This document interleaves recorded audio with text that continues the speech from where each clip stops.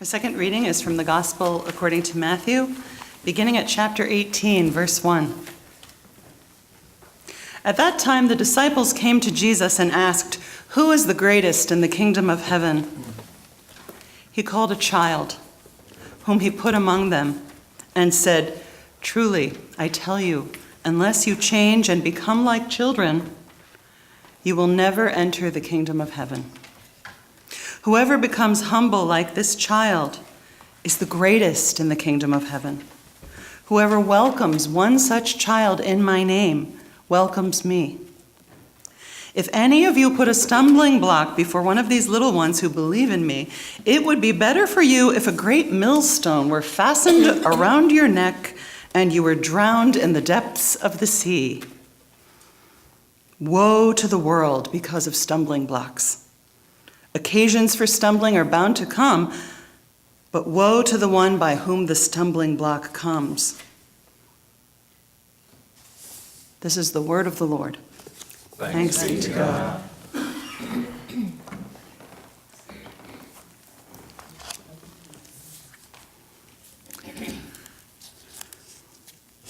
What does it mean to become like a child? There are lots of ways we could answer that question. One of the most common is to talk about children's innocence. I am a skeptic about that idea. It's a sentimental thought. It's an appealing thought, but one that doesn't seem to me to involve any familiarity with actual human children.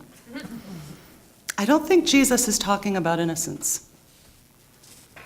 I notice Jesus doesn't tell us to have the faith of a child, which is a relief.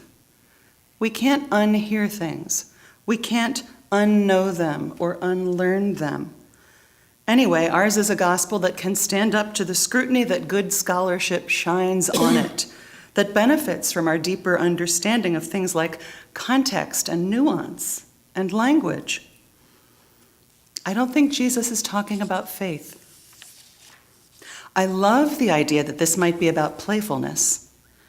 Children know how to play, and we so often forget how to play as we grow older. Play kind of sneaks up on us in the guise of friends who haven't forgotten, if we're lucky enough to have them, or unexpected belly laughs as we watch a movie or hear a funny story. However, the lot of children in Jesus' day was not one of play. Children in the ancient world had no status. They had no rights. They were completely dependent on others to care for them and make the world safe for them. And the law explicitly gave their parents the right of life and death over them. There was no Department of Social Services to check on them. There was no legal system to prosecute neglectful or abusive parents. I don't think Jesus is talking about play. Actually, Jesus tells us what he's talking about. It's right there. Whoever becomes humble like this child is the greatest in the kingdom of heaven. Whoever welcomes one such child in my name welcomes me. Be humble.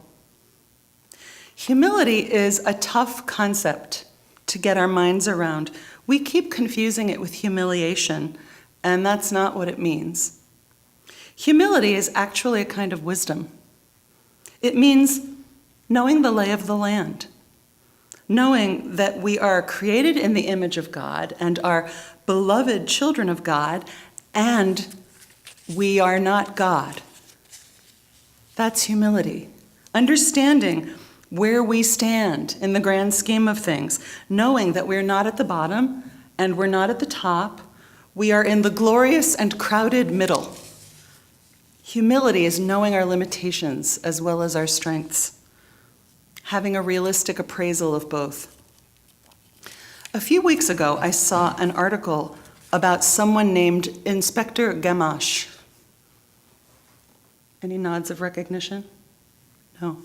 Then I saw another article and another one, and when the universe tries to get my attention like that, I try to cooperate.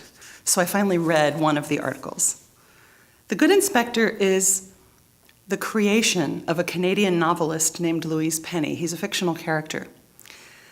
Inspector Gamache's wisdom has reached beyond lovers of murder mysteries and out into the general population. He's known for 4 statements. 4 statements that are the basis of the way he does his work and lives his life, and that he feels are so important that he also teaches them to all the young agents that it is his responsibility to train. The 4 statements are, I'm sorry, I don't know, I need help, and I was wrong. The more these statements have rattled around in my head, the more I am convinced that this is about humility. I'm sorry.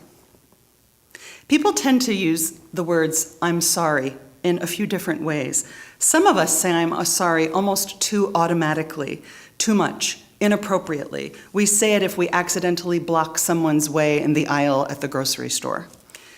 And some of us rarely utter the words as if they had the power to destroy our sense of self.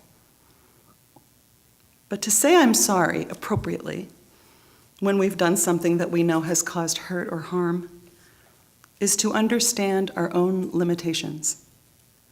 It's to accept ourselves as fallible and still lovable children of God, and to know full well that we are saying the words to another fallible, lovable child of God. I don't know. A few years ago, I was asked to moderate the Presbytery of Susquehanna Valley, a task that absolutely terrified me initially. The idea of standing before the Presbytery Assembly, supposedly in full command of the Book of Order and Robert's Rules, made my insides go all watery. Then I discovered something, that there were people there who knew Robert's Rules, like the back of their hand, and also the Book of Order. I was not one of them, but I was among them. In other words, if something came up and I didn't know the answer, or the process, or the path, I could say, I don't know, and turn to one of these wonderful, intelligent people and ask them to help us to find the answer. This was completely liberating. This was one of the most wonderful discoveries I have made as an adult. In the case of everyone who ever lived, including Albert Einstein, what we don't know outweighs what we know 100-fold, 1,000-fold, 1,000,000-fold. This is the human condition. There is way more that we don't know than we know. To know that we don't know is freedom. It's also the beginning of a search for wisdom as we turn to those who can help us find it. Which brings me to, I need help. It can be incredibly hard to say these words. No one wants to be incapable, unable. Our egos can be so tied up with our abilities. But needing help often has nothing whatsoever to do with our abilities. We can learn to do calculus. We can learn to speak French. But until we do, if we're traveling in Montreal, we really should learn one sentence, parlez-vous anglais? And when we know that sentence, we have the ability to ask for help bridging the gap between languages and cultures. The harder time to ask for help is when we simply cannot do what we wish we could do on our own. Whether this is because of our basic ability or because of the situation, circumstances, timing, overload, it rubs up against us, against our sense that we should be able to do it. But if we need help, no one is served by our trying to muscle through. Not us, not the others. I was wrong. I've been telling this Next thing to everyone who will listen. So a bunch of you have probably already heard this. I have lately become aware that my current most urgent spiritual task is dealing with my need to be right. A bunch of you have heard this. It comes up in Bible study. I've learned this from loved ones. I've learned this from spirited debates that turned from good-natured to just a bit too sharp-edged. I've learned this from catching myself. One of my favorite spiritual mentors, Anne Lamott, says, you can either practice being right or you can practice being kind. I have spent 53 years practicing being right. It is probably time for me to practice being kind. I'm sorry. I don't know. I need help. I was wrong. Truly, I tell you, unless you change and become like children, you will never enter the kingdom of heaven.